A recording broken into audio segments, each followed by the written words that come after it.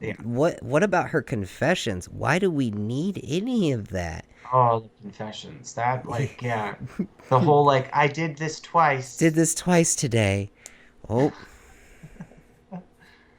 I we bet needed you to know that. When Danny woke up and she was staring at her through the freaking pit, that was one of the two times that she was talking about in the confession booth. That's exactly what I thought of when I heard that. No wonder Forgive she me, Father, for scampered I off have so sinned fast. twice.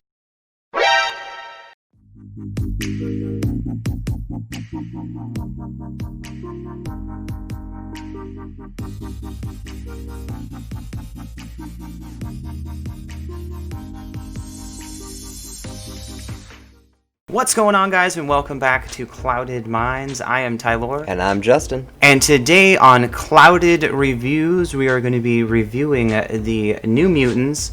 And for any of you who have not seen it, just as a forewarning, we will be doing spoilers, so very spoilery. It's going to be spoilers coming up. This movie's a spoil. Out. I mean, Why don't you go ahead and tell everybody, Justin, how did you feel about the story as a whole? Like, what did you think about the storyline? well, the storyline as a whole is just it is a bumpy road. If I had to describe it in any way, I would say that it's like a bumpy road full of potholes or plot holes in this instance. It just there's the cohesiveness of it is not there as much as I think I would like for it to be.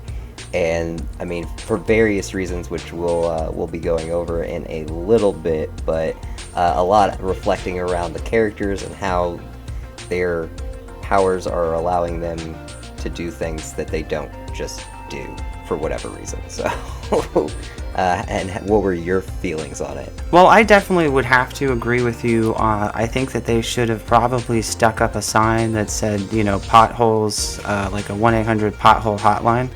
Uh, but I think that would have been something that could have helped out quite a bit on this. But as far as the storyline overall, I'm really not too positive where they were actually trying to go with the story. So, but we'll get more into detail on that overall.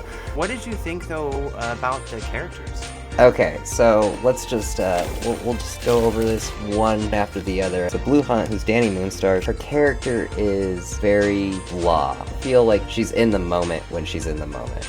Yeah, I completely agree. They did take her character and kind of made it into just a character to slap on screen. Yeah. Like, I really personally feel it was just kind of like she was just there, just like for namesake. Problem I think I have the most with her is that they just did really weird, funky stuff with them.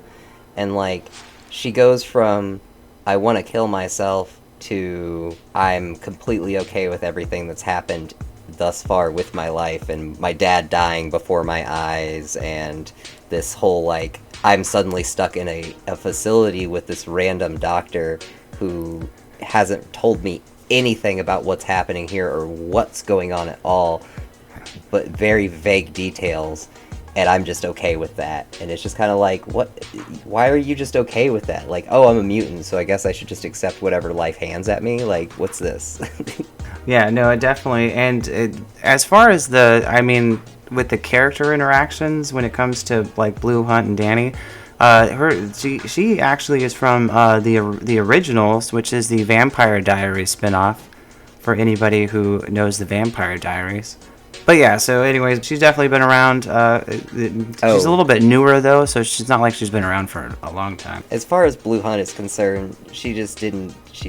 She missed the mark, I feel like. And I don't know if that was due to the poor writing or if it was due to the fact that this movie has been tossed around more than The Village Bicycle. But the production hell that it went through, I'm not sure if that's what caused all this. But then you have Macy Williams, who's her love interest, which they make super apparent from the very beginning when they have that long drawn out scene where they both stare at each other for extra long. They definitely forced that. It was very Yeah. forced. It's The whole, even the scenes between those characters, even the characters themselves could tell that it was very forced. Like, Yeah. it didn't make any sense at all for the actual story. It was highly one of the most cringy portions of the movie that I can say for sure was like their interactions as being people. Even just them talking together was almost like, this is awkward. Like they shouldn't be talking at all. Like they need to just say hi and then move on. But yeah, Macy Williams is the first person she sees when she enters what you refer to, I believe, as Mutant AA. Yeah, Mutant AA. It's basically where all the mutants come together and explain their problems. She's the first one talking there when Danny comes into the facility, which again, this is after Dr. Reyes, played by Alice Barga. Yeah, which Alice Barga, actually, a little quick side note, pretty cool, is she's from Predators, the 2010 remake, which I actually, if none of you have seen it, it's a great remake of the Predators. You should all go check it out. And she's also in the new Suicide Squad that's coming out in 2021. Which, speaking of Suicide Squad, if you guys don't know this, Adam Beach is the person that plays Danny Moorstar's dad and continues to be the first person to die in superhero movies. But Macy Williams starts to introduce Danny around to all of the different mutants around the facility, and so like the first person she talks about is Charlie Heaton, or Sam Girthy Cannonball, which in this scene, this is where things really start to like take, I think, a turn for the production for everybody, because you were led to believe that Danny's like the most recent newcomer into this like little group of people. Rain, or Macy Williams, who has been there for a little bit longer and apparently has more information, because she's telling Danny at one point, well, if you just follow what she says, you can get out of here faster, which leads you to believe that other people, she's seen people leave, like she's been here for a while, she's seen people come and go, and yet she has no idea about any of these other people and their histories. It is quite odd, the different ways that they decided to go about that, because there's few scenes where, in the beginning, when Rain is showing Danny around and she's explaining all the different characters as she's like going through them, and you would think to yourself like, oh, she knows a lot about these people, right? You would think.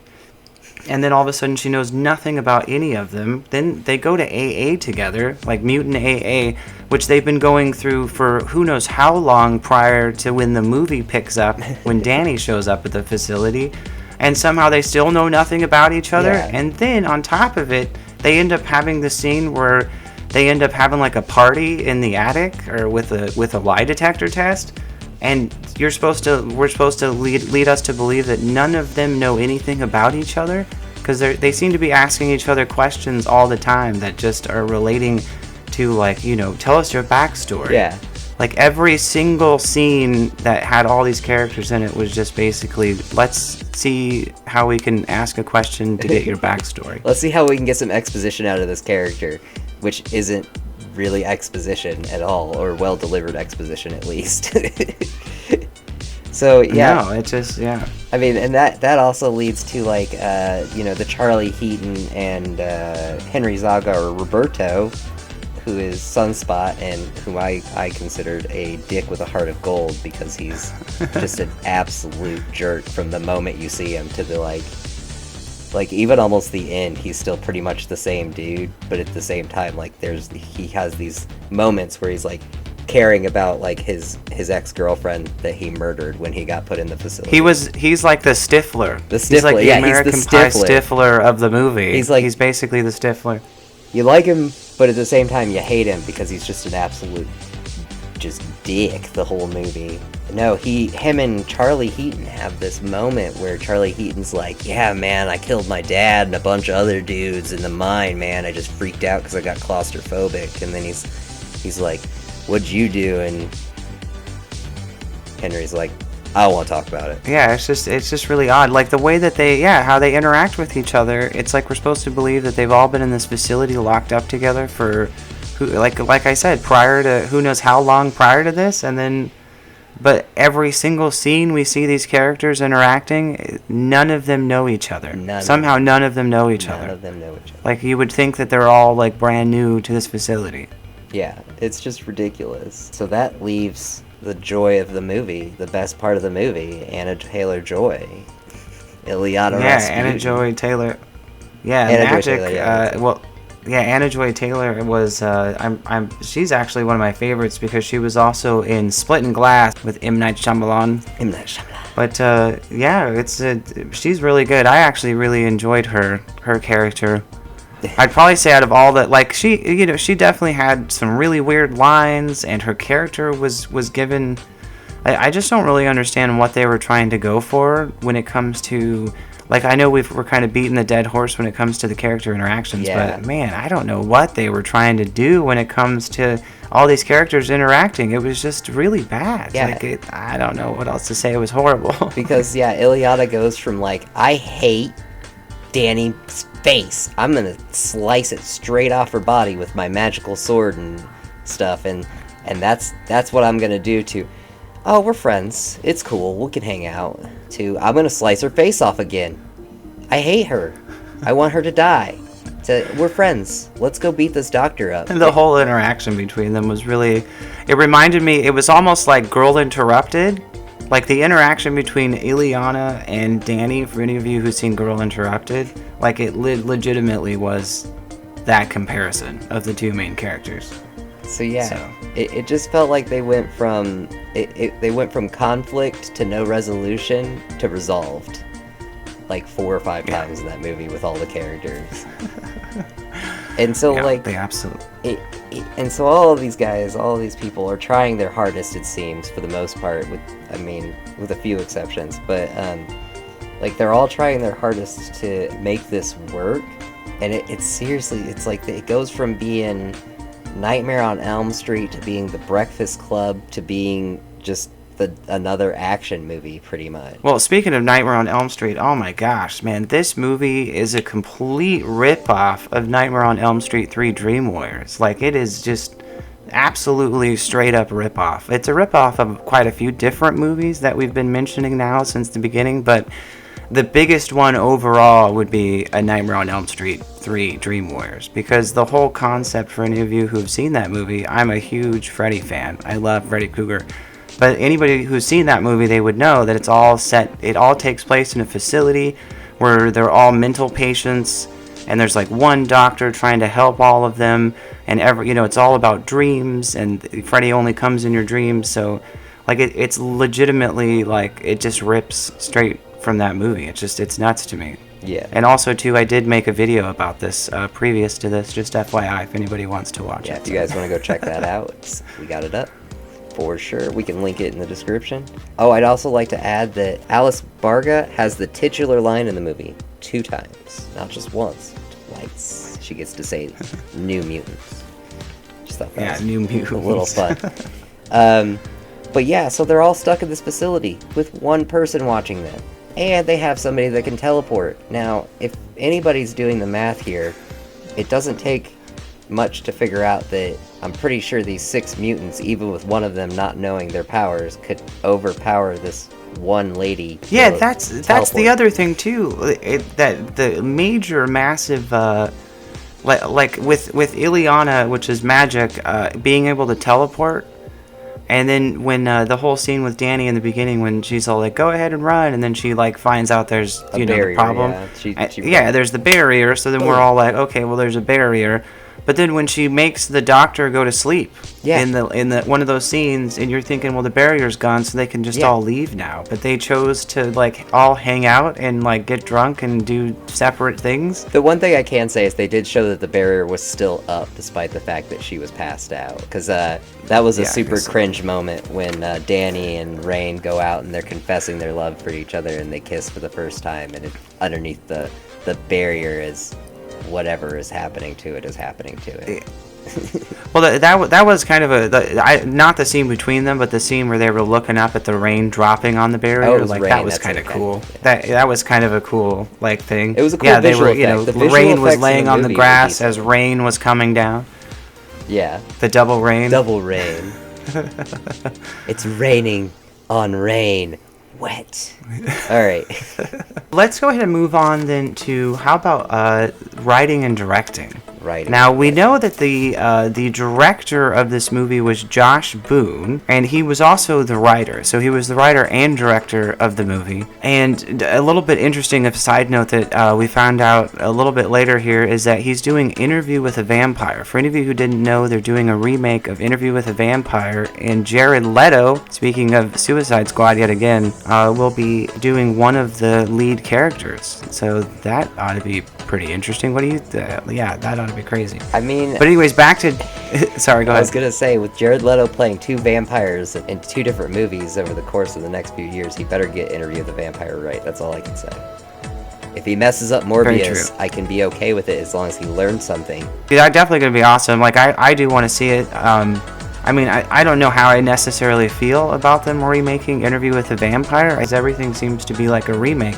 Speaking of remakes, this movie, The New Mutants, is a remake of Nightmare on Elm Street 3 Dream Warriors, if I haven't already made that clear. Yeah. It's also a remake of a few other movies. Like I said, they stole a bunch of different things from a bunch of different movies and then just slapped it together, which leads me to say, with the writing and directing, there were so many plot holes. Speaking of, like, when I said, we both mentioned it earlier with the potholes. The potholes. There were so many plot holes. Like, every single line in this movie where the characters came together to interact left you with more questions than there were answers. There were never any answers to anything. Like, what did you think about that? Did you think, what did you think? Oh my gosh, the whole movie I'm going, well, what's happening here? What's happening here? What's happening here? Why is she not asking more questions? Why are they not asking more questions? Why do we just accept this as an answer? This does not work for me. Yeah, no, it was horribly riddled with plot holes.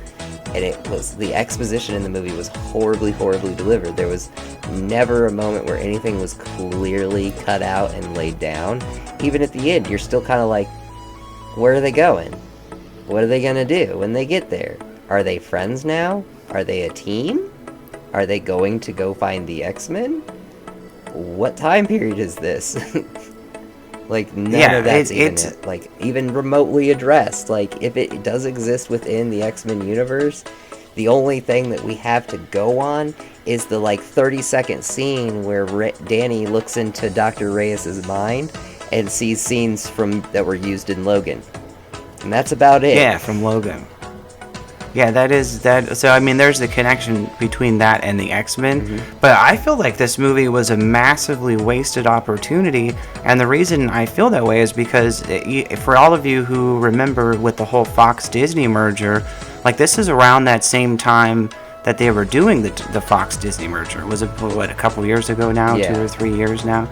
And this movie had already been basically produced and was in production. It had almost basically been done by the time the whole Disney-Fox merger had happened. So we're all expecting, this awesome movie to come out, and they portrayed it as being a horror movie nonetheless, which is why I was even more excited. For anybody who knows me, I love horror stuff. So to have like a Mutants that was also horror, to me, I was just like, man, this is going to be amazing. But it seemed to me like, I don't know. I mean, this might sound a little bit like a conspiracy, but I mean, it leads me to believe that maybe Fox purposely made this movie horrible, or Disney went back through and re-edited the movie and slapped it together for what we did see, and put slapped Fox name still back on it, so that way they can blame it on Fox. That oh, we didn't do this. That was Fox's fault. So. And also, too, it seemed a little bit like a cash grab as well. So I'm not too sure if Disney was trying to pull their own cash grab or Fox. What do you think? Well, personally, I feel like there's a little bit of every. I feel like in all of that there's some truth. But if I'm gonna I'm gonna break down my thought process here, and that is, I feel like I can right now, as you're saying that, I can imagine the executives at Fox, the guys that do all the editing and stuff on the films. They're like, hey, what's the best scene in this New Mutants movie? Oh, yeah? Okay, alright, let me go to cut that and just burn that right in the trash right there. Okay, cool. Alright. And then they just went through and did this to a bunch of scenes, and then they were like, hey, Disney, here you go. Here's the New Mutants. You guys can edit it up. It's not quite done yet. And so then they were like, oh, God, there's there's nothing here to work with. We're gonna have to reshoot a bunch of stuff. And so they were like, oh, okay. So they started reshooting a bunch of stuff that the Fox guys had just burnt because they didn't want him to succeed. And then they were like, well, we got to get this out fast. And then a bunch of other bullcrap happened. But I do personally see it as kind of a bigger cash grab for when it was coming out, because it had just a bunch of people that were really relevant at the time. And then for them to have kind of faded into the background as time has gone on, like that whole thing with Charlie Heaton a few years ago, and like he wasn't going to be allowed back into the country to film Stranger Things or something. We're not going into all that. I don't want to go into all that, but that was just like, that was one of those things that it was kind of like, well, man, that's going to make it hard for him to do the New Mutants, isn't it? And then I don't know what happened with that. I didn't research into it, so, but there was just like, it just seemed like this movie was doomed, and I feel like they should have probably scrapped it and then started a whole new before they did what they did and just released what I guess they just like copied and pasted together and made a movie. So yeah, well, that's another thing too. That's why it leads me to believe, like, I'm not really too sure who is to blame here, because I mean, the movie overall, obviously you can try to blame Josh Boone because he was the director and the writer, but then also too, it was around the same time as the Fox-Disney merger. So did Fox really make an actual good movie that was really good, and did Disney come along and maybe mess it up? Or did Fox really make a really crappy movie knowing they were going to sell to Disney, and Disney just left it the way it was and just threw it out there as a piece of crap? Like, yeah, well, I don't think they would have gone through all the reshoots if it had needed when they got it. I don't feel like that was done, or at least, again, I don't know. I feel like there might have been some tampering there, but that's my personal opinion at this point. Yeah. No, definitely. It's definitely hard to know on that one. I guess the only way to really know is if it's Josh Boone's fault or not is, I guess we'll find out when The Stand comes out. Yeah, The Stand. Well, The Stand. Well, also too, the interview with the vampire. Yeah, that's true. I mean, if it was really his fault and he did actually like make this terrible movie this terrible, then maybe he can make up for it in a different movie. Yeah, hopefully. Hopefully. Everybody has good movies, everybody has bad movies, but like when your bad movies start outweighing your good movies, yeah, there's problems. You definitely have problems. But I would have to say overall, my major takeaway from this particular movie is it was a complete wasted opportunity. Yeah. Like, these characters are pretty amazing by themselves. If you know anything about any of the backstories of any of these characters, like, they could have done some pretty awesome things. And I think the story that they went with could have been done, like, way better. Oh, yeah. It could have been done amazingly well. Like, I don't know. How do you feel? Oh, yeah, for sure. I mean, I feel like the cast could have really meshed well together, and I feel like there was, at one point, when did some of them scenes, like, during the exposition between, like I've talked about before, between Sam and Roberto during that little exposition, like, it felt like there could have been some real connection, but then it was, like, totally drowned out by the horrible acting that happened after that, or not acting, but the horrible, like, writing and direction they decided to take, and, oh, well, we're gonna push Roberto towards Ileana and make him have a freak out moment, which is funny because, like, this is the one time in the whole movie that Danny is not in distress or asleep that her power manifests. I guess that's true. That is very true. She's outside with Rain, having a good time, and her power manifests, and freaking Roberto sees Ileana, and then she turns into his ex-girlfriend as a crispy piece of bacon. So yeah, and that's, I mean, and that leads back to the plot holes. Yeah, and like massive major plot holes. Like, they just, like, where did that even come from? Because the whole time you're thinking to yourself, like, it seems to be happening only when she's passed out, and then it seems to be happening when she's getting drugged by the doctor, so then she passes out again or something. Yep. But then something like that happens, where she's, like, wide awake, and then you're just like, well, wait a second. Yeah. Like, major plot hole. What just happened? It's like it was supposed... Like, how does that happen? It was like it was supposed to be a big reveal. It was supposed to be a secret, but they decided to cut parts of the movie that happened later to the beginning to try and move it along faster. Yeah, that does seem like something that they probably could have slowed down a little bit on, for sure. Yeah. They probably made a big old cut on it. At the end, So nobody was having finishing- fun. Oh. Yeah, well, that's very true. As far as it goes, yeah, nobody was, definitely was no fun to be had around, especially for the doctor, who basically got her head bit off. by Oh the my bear. gosh, yeah. So, speaking of that, one of my favorite moments in the movie is actually that part, is where she gets eaten by the bear, because it's just absolutely brutal, and it was just like the whole time I was like, just get rid of her. I don't want to see her anymore. She's unimportant. She's not doing anything. Make her go away. Well, it was a nice little revenge moment. Yeah, I mean, it it really was was Danny's revenge moment. Yeah. Because, And I she mean, didn't even get to she was witness it. trying to kill her in that moment, so it was kind of her way of getting revenge. So it was I'd have to say my favorite scene of the whole movie, if I was picking one, was when Magic went to the Nether Realm, when she was in the... Limbo. I call it the Nether Realm, it was Limbo, sorry. it's all good. When Magic went to Limbo, I would have to say is probably my favorite scene overall. When she does the whole, like, down in the... when she's standing in the hallway and does the, like, the Nether... or the Limbo opens in front of her, and then she does the sword behind her, like yeah. that. I don't know, that scene right there is... And if I had to pick one other scene, that I know we're only picking one, but if I had to pick one other, was her the little puppet... Lockheed would definitely be the one, like when she finally, like when Lockheed came from the puppet, like her crazy little puppet friend, into like an actual dragon on her shoulder. Like, oh my gosh, I was just like, that is so amazing. The one thing that I have to say is that of all the budget that they had, I'm pretty sure most of it went into Magic CGI. Yes. I Like, was actually that- going to mention that, yes. That was probably one of the best things about the whole movie, was the CGI around Magic, her armor, her portals into Limbo. When she fought, it was cool.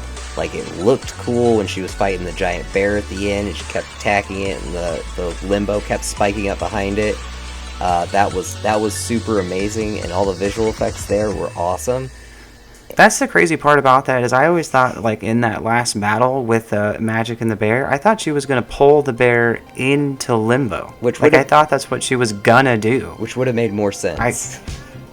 Yeah, I mean, it literally, if any of you watched it, like, that's what it honestly, like, I don't know if they weren't going for that or what, but that's literally where I thought they were going.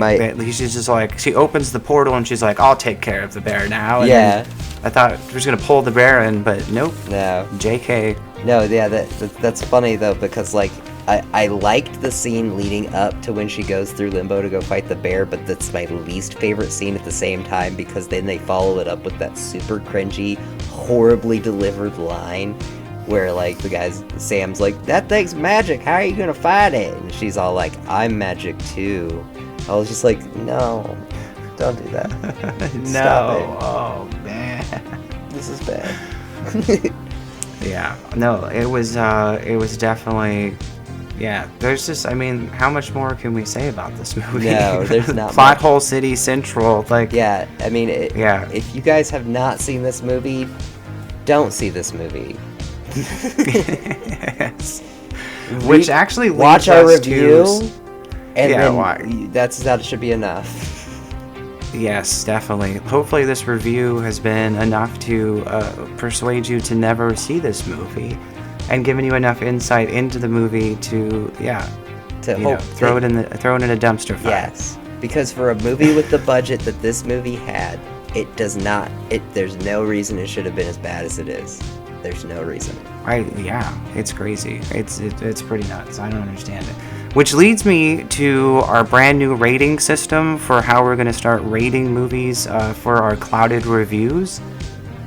So go ahead and tell them what we're going to do, Justin. Alright, so we're going to be going from a 1 to 5 scale, 1 being the best, because you don't have to use it as much, and 5 being the worst, because you keep going back for some reason and it's not doing anything. So, for me personally, I'm gonna have to give this bad boy a 6 out of 5, because my God, do I never want to go back there ever again. And I hope that we don't have a follow-up review like somebody's like, bullshit, you missed something, go back and watch it again. Like, damn. Be like, I've had enough mutant periods to last me a lifetime. Okay, that was actually a line from the movie. We're talking about mutant periods. Yes. So, like, Yeah. oh my goodness, think about cringy. If I had to go with I mean, I'd probably give it I would give it 5 clouds. I can't say anything more horribly than I already have said about it. It's horrible. It's bad. It's just 5 bad. clouds. It's just bad. Alrighty, guys. Well, that's all we have for you today. Thank you so much for watching. We definitely do appreciate your time. But yeah, if you guys did end up liking this episode, if you guys wouldn't mind, go ahead and slap that like button. It would help us out quite a bit. And also, too, if you guys have seen this movie, definitely go ahead and let us know down in the comments below. What did you think of this movie? Did you guys like the movie? What did you think about any of the stuff that we actually had talked about here in the video? Did you agree with us? Did you disagree with us? We'd love to know your comments, so let us know down below. And always remember, stay clouded. Stay clouded, guys.